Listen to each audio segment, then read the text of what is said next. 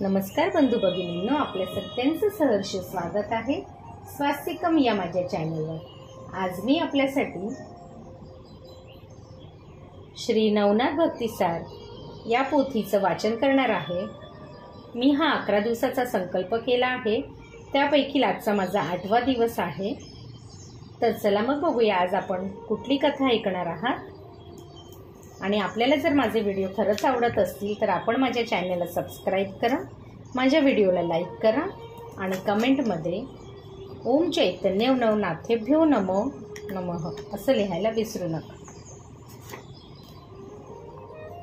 श्री नवनाथ चरणी एकच प्रार्थना, ज्या कुठल्या व्यक्तींपर्यंत हा व्हिडिओ पोहोचत असेल ते जर तुमची कथा ऐकत असतील तर त्यांच्या आयुष्यामध्ये धन, संपदा, आरोग्य आणि त्यांना त्यांच्या आयुष्यामध्ये मार्गदर्शन द्या, हीच तुमच्या चरणी प्रार्थना। अध्याय 32 मच्छिंद्रांचा परकाया प्रवेश। श्री गणेशाय नमः। चौरंगींना तपश्चर्येस बसवून मच्छिंद्र व गोरक्ष गिरनार पर्वतावर गेले। तेथे दत्तप्रभूंची भेट घेतली। त्यांना पाहून श्री गुरूंना खूप आनंद झाला। त्यांनी त्या दोघांवरही प्रेमाचा वर्षाव केला। तेथील 6 महिन्याच्या मुक्कामात गुरुदेवांच्या सहवासाने ते दोन्ही नाथ धन्य धन्य झाले। त्यानंतर अवतार कार्याच्या दृष्टीने त्यांचा निरोप घेऊन ते दोघे गुरु शिष्य पुन्हा तीर्थाटनास निघाले। मजल दर मजल करत ते प्रयागक्षेत्री आले। त्यावेळे तेथे त्रिविक्रम नावाचा धर्मशील, परोपकारी व प्रजाहितदक्ष राजा राज्य करीत होता। त्याची पत्नी रेवती ही सुद्धा महापतिव्रता होती। दुर्दैवाने त्या दंपतीस पुत्रसंतान नव्हते। प्रयागात प्रवेश केल्यावर मच्छिंद्र व गोरक्ष यांना घरोघरी रडारड व आकांत चाललेला दिसला। ते पाहून चकित झालेल्या त्या दोघांनी नगरजनांकडे चौकशी केली असता राजाचे निधन झाल्याचे कळले। त्या सर्वांचे दुःख पाहून राजाही तितकाच महान असला पाहिजे असा विचार करून मच्छिंद्राच्या मनातही त्याच्याविषयी आदर निर्माण झाला।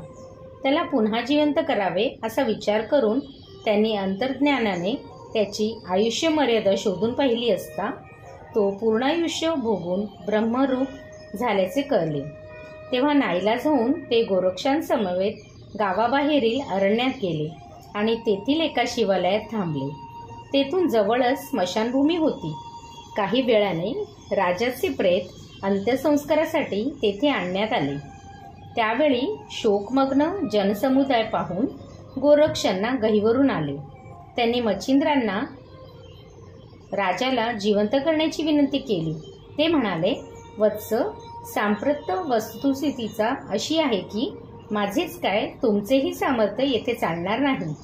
तेव्हा आपल्या गुरूंनीच आपले असमर्थ ठरवले आहे हे पाहून त्यांनी चिडून या राजाला मी जिवंत करू शकलो नाही तर अग्निकाष्ठ भक्ष्य करेन अशी घोर प्रतिज्ञा केली। तेव्हा मच्छिंद्र म्हणाले, वत्स, हे तुम्ही काय बोलून बसलात? हा राजा आधीच ब्रह्मस्वरूप झालेला आहे, तो परतणे शक्य नाही। ते ऐकून ते कचरले। अंतदृष्टीने पाहता त्यांनाही ते सत्य असल्याचे कळून आले। ते निराश झाले आणि अग्निप्रदीप्त करण्यासाठी लाकडे गोळा करू लागले। तेव्हा वड्यांसाठी डोळा देणारे गोरक्ष प्रतिज्ञापूर्वक करण्यासाठी अग्नीत उडी टाकायलाही मागे पुढे पाहणार नाहीत हे ओळखून मच्छिंद्रांनी त्यांना थांबवले व म्हणाले, तुमचे वचन खरे करण्यासाठी मी स्वतः त्या राजाच्या देहात प्रवेश करून 12 वर्षे राहीन। त्या अवधीत तुम्ही माझ्या देहाचे जतन करा, त्यानंतर मी पूर्व देहात पुन्हा प्रवेश करेन। गोरक्षांनी त्यांना तशी संमती देताना मच्छिंद्रांनी पराकाया प्रवेश सिद्धीने स्वदेहाचा त्याग करून मृत राजाच्या देहात प्रवेश केला। त्यामुळे तो तत्काळ उठून बसला। ते पाहून लोकांनी आनंदाने जल्लोष केला। त्यांनी राजाचा सुवर्णपुत्रा बनवून त्यावरच सर्व प्रेतसंस्कार केले। इकडे गोरक्षांनी त्या शिवालयात पुजारणीला विश्वासात घेऊन सर्व हकीकत सांगितली। तेव्हा नाथांचा परोपकार पाहून तिला मोठा संतोष वाटला। तिने त्यांना एका गुप्त विवर दाखवले। ते सर्व दृष्टीने सुरक्षित आहे याची खात्री झाल्यावर गोरक्षांनी मच्छिंद्रांचा देह तिथे ठेवला आणि विवरद्वार व्यवस्थित बंद करून शिवालयात येऊन बसले. तिकडे त्रिविक्रमाच्या देहात प्रवेशलेल्या मच्छिंद्रांनी अंतर्ज्ञानाने सर्व गोष्टी जाणून घेऊन सर्व कारभार इतका व्यवस्थित चालवला की प्रत्यक्ष रेवती राणीलाही त्यांच्याबद्दल शंका आली नाही. स्मशानाजवळील देवळात जाण्याचा राजाचा नित्याचा परिपाठ होता. त्यानुसार दुसऱ्या दिवशी मच्छिंद्रही तेथे गेले.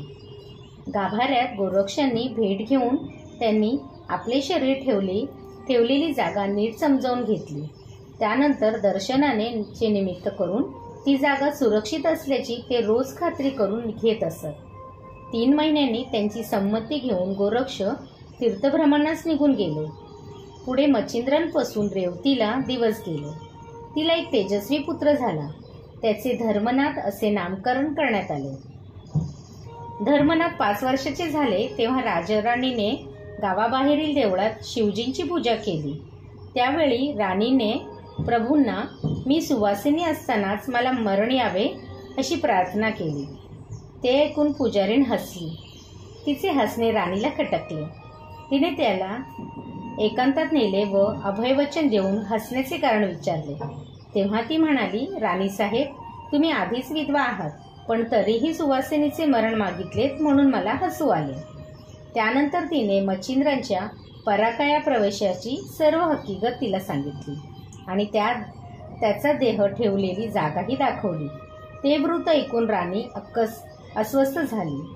7 वर्षांनी राजाचा देह सोडून मच्छिंद्र परत त्या शरीरात गेले की मी पुन्हा विधवा होणार, तेव्हा तो देहच नष्ट करून टाकावा, म्हणजे नाथजींना राजाचा देह सोडून जायला आधारच मिळणार नाही, असा विचार करून ती महालात परतली.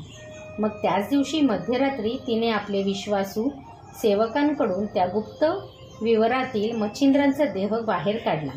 त्यांचे असंख्य तुकडे करून अरण्यात विखरून टाकले आणि विवरद्वार पूर्वरथ करून समाधानाने माघारी वळली.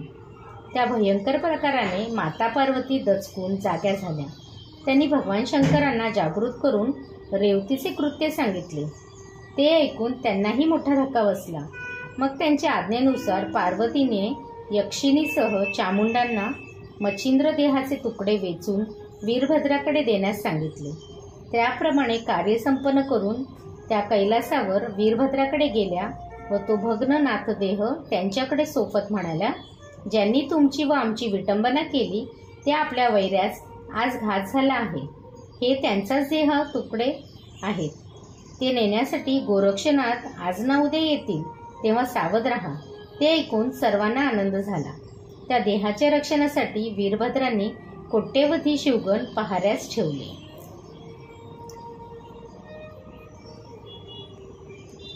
अध्याय 32 समाप्त. ओम दत्तप्रभू पर्णमस्तु. शुभं भवतु, शुभं भवतु, शुभं भवतु.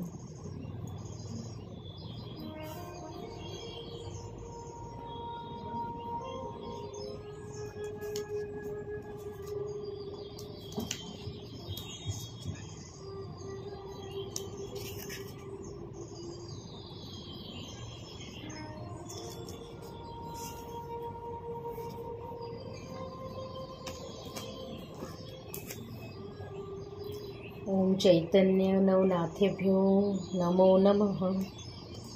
ओम चैतन्य नवनाथेभ्यो नमो नमः. ओम राम दत्तात्रय नमो नमः.